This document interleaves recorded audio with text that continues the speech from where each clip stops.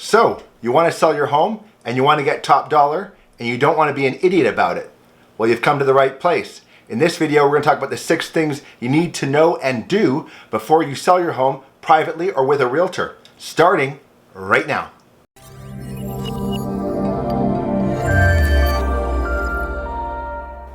Hey everybody and welcome. My name is Pereira, but you can call me Al. I am a veteran realtor of 25 years living in beautiful Kamloops, British Columbia. And in this video, we're going to talk about how you can sell your home and get top dollar without being an idiot.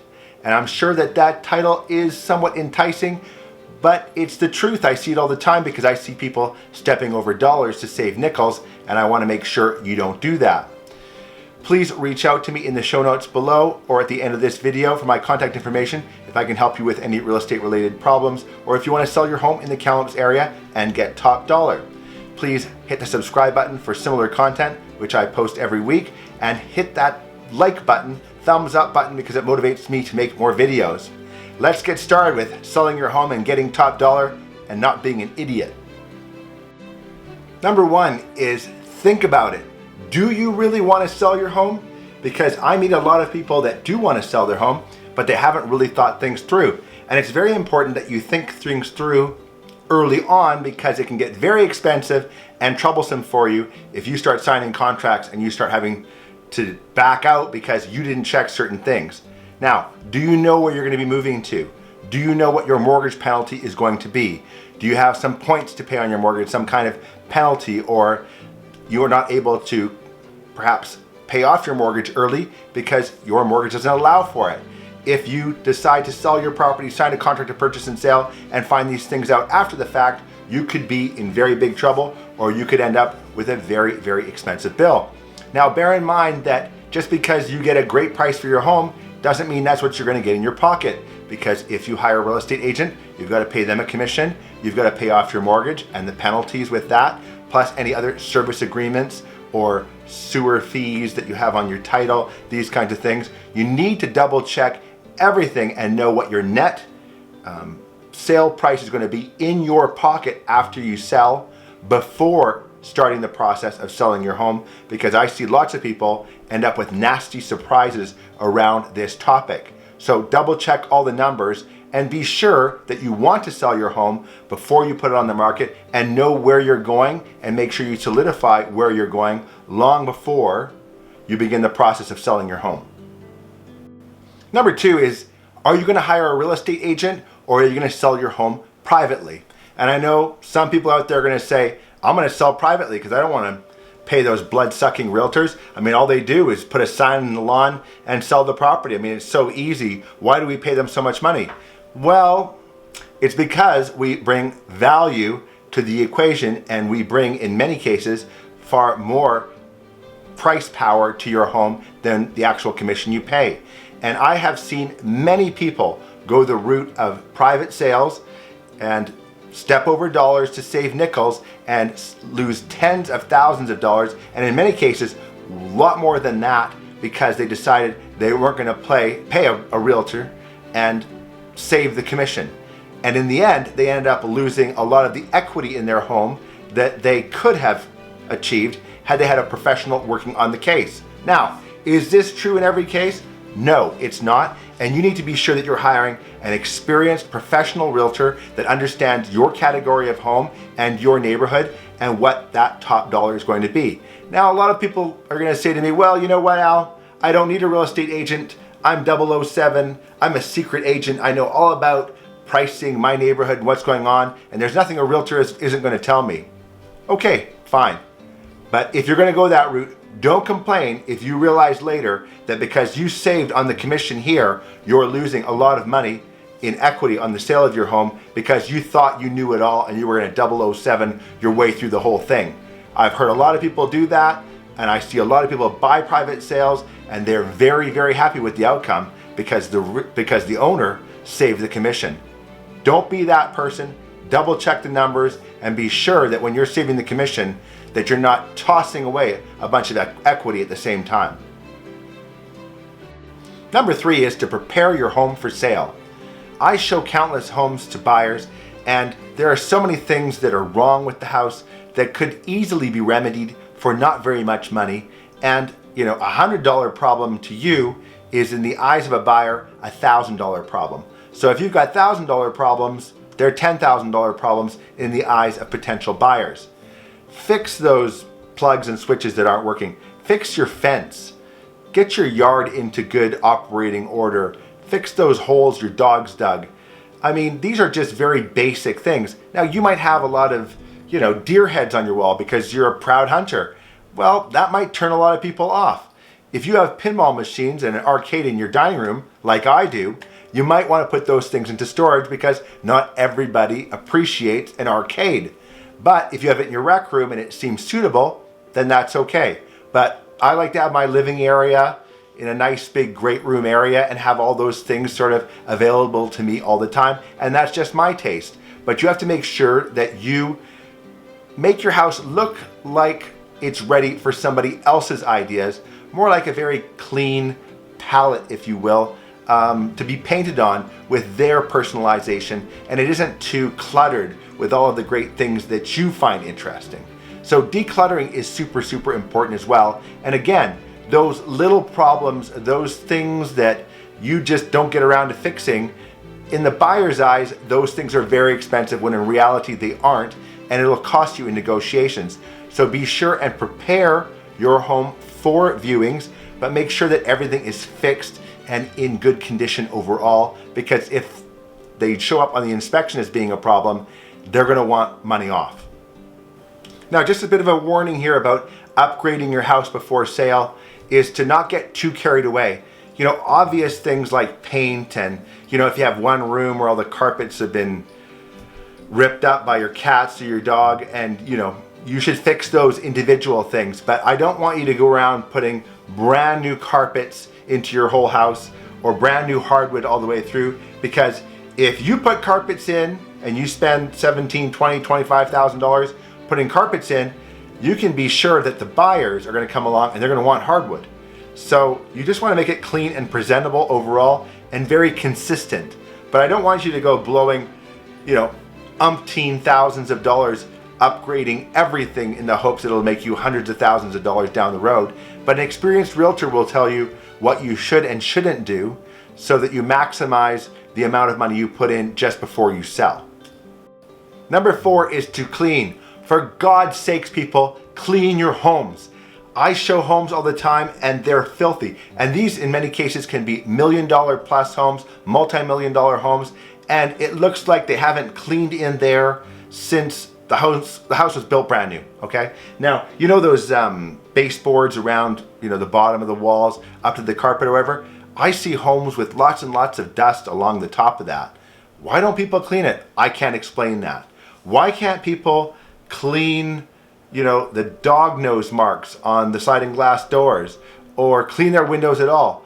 Like, you're selling your home, you want top dollar. Clean your house, clean it inside and out. And when I say that, I mean your windows. Clean the windows inside and out, because people are going to be looking through those windows. They want to see the views. They want to see what it looks like when they look through the bedroom window at your neighbor's place and what they see. And if it all looks dirty and if your screens look like they've been cooked and they can't see through there, well, then they're going to question your overall maintenance of the home altogether. So don't expect top dollar and not clean your home. And I get it. Some of you are too busy, and honestly, some of you are just too lazy. But admit it to yourself and hire professionals to do so, because you could be leaving tens of thousands of dollars on the table just because you decided not to clean. Now, another item on this topic when it comes to cleaning is if you're selling a rental property and you have tenants in there, encourage them to clean and give them a bonus, and ask the realtor or yourself, if you're selling it privately, to go through there and see whether or not they're actually cooperating, and say, for all these showings, if you clean it and it sells, I'm going to give you a bonus, and cooperate with them and give them a bonus on the sale of the home so that they cooperate with selling the home, which will result in a higher price to you as well. So don't be a landlord that's chintzy and cheap and you don't want to pay your tenants to clean above and beyond just because you don't want to give them a few $100s or whatever it is, a bonus at the end, and you lose tens of thousands of dollars as a result because you don't want to pay them a little bonus for cleaning. Don't be cheap, don't be chintzy. Take the time, get your tenants on board, and you'll make a lot more money on your rental property when you go to sell it. Number 5 is to make your home accessible. I can't tell you how many times I want to show a home that's desirable to my clients, and the owners say, you can only see it between these 2 hours on Thursdays and these 2 hours on Sundays, and that's it. And you want top dollar, but you don't want anybody to see it. You see how crazy this sounds? But it happens all the time. The only way you're going to maximize the amount of dollars you're going to get for your property is to allow people to see it so that they can get motivated to make offers, and hopefully for you, they compete against each other to buy your home, which will result in a higher price to you. But that's not going to happen if you don't take the time to allow people to see your house and fall in love with it. There are so many people that feel like it's an invasion of their privacy and somehow people should just be thankful they can get in at all. Please don't take that tack with buyers. They're looking to buy their home. They want to take time to go through your home and then visualize it as their home. That takes some time. So allow access, reasonable access, and you'll find that you'll get a much higher price for your house as well. Number 6 is dealing with offers. Now you've found someone that wants to make an offer on your property and you're excited to get down to details with them. And maybe you make some sort of verbal framework with them, although every contract of purchase and sale has to be in writing. Don't agree to anything until you've reviewed it with a professional. Now, inevitably I get somebody who thinks they're 007, they're that secret agent, secret real estate agent that knows everything about selling real estate, and those are the ones inevitably that I hear get into trouble. You may not want to work with a real estate agent, that's fine, but have a lawyer or a notary public review the offer and make sure that your timelines, the things that you want included or excluded, are all outlined in the contract. Remember that you've got to watch out for you and the buyer's got somebody watching out for them, and you have competing interests. So you're selling a very valuable piece of property. You want to make sure that a professional is reviewing it. Most people use real estate agents. And if you're doing it privately, make sure a lawyer or notary public looks it over, because you'll probably have to get them to draft an agreement for sale sooner or later anyway.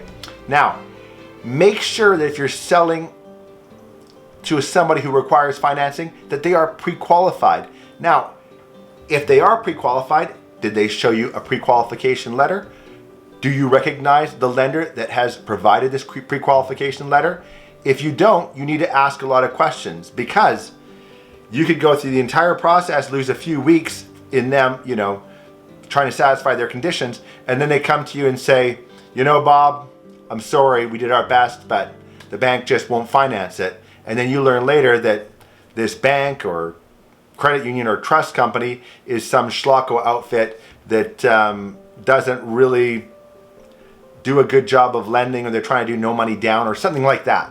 Don't get yourself caught up in that. Now, if you're selling privately or even with a real estate agent, but you're getting multiple offers, don't just look at the highest offer and say, that's the one we're going to go with. That's a good way to get yourself into trouble, because although they might be offering you the highest price, that's no assurance that they're going to be able to actually complete the deal. Because you want, yes, the highest price, but you want to make sure that you choose somebody who is qualified to follow through with the agreement and actually complete on buying your property, because in many cases you have plans to go somewhere else and you don't want to learn at the last minute that they can't complete the sale. So don't just go for the highest price, make it the highest price combined with the highest quality buyer that can get the deal across the finish line. That's what you need to know about the contract side of it. But if you sell privately, or even with a realtor for that matter, be sure and get a large deposit. Nobody's doing deals nowadays for $1,000 deposit or $10,000. More expensive sales require larger deposits, and you don't want somebody to walk away just because their deposit was small, and then you have to sue them to try and complete and take them to court and hire lawyers. That just gets expensive. You don't want to go that route. So if they're serious about buying your home, they'll have no problem giving you a large deposit to assure you that they fully intend to complete the sale. Now, again, a professional will help guide you on this. If you decide to go the private route, be sure and get some professional eyes on the contract before you sign on the dotted line. Now that you've signed the contract of purchase and sale and you've got a decent deposit and you had a professional look at the contract before you signed it, you are in what's called the conditional sale stage, and the buyers are going to do some inspections. They're going to do a home building inspection, they're going to do a title search, they're going to do a roof inspection, termite inspection, whatever is unique for your particular area, and they'll probably do an appraisal as well. Be sure and make your house accessible to these professionals because it helps facilitate the sale of your home. And as I said earlier, make sure you've fixed everything because you don't want all of these lingering problems to show up in the building inspection report later, and then they want to get a bunch of money off the price. You've already dealt with it, so there aren't any surprises later. Once they've removed all their conditions and they have gone firm on the deal and made an unconditional offer, you know you're moving. So now it's time to book the moving company or a moving truck and your friends and some pizza and some beer and get your house moved and move you into your next home. I hope you found value in this video. Please subscribe and hit the like button because it motivates me to make more videos. Please reach out to me in the show notes down below or at the end of this video for my contact information. I'd love to help you with any buying or selling of real estate in the Kamloops area. And as I said, I have 25 years of experience and I'm passionate about helping people maximize the value of their home when selling their home. So call me for a free market evaluation. Thank you for watching and take care.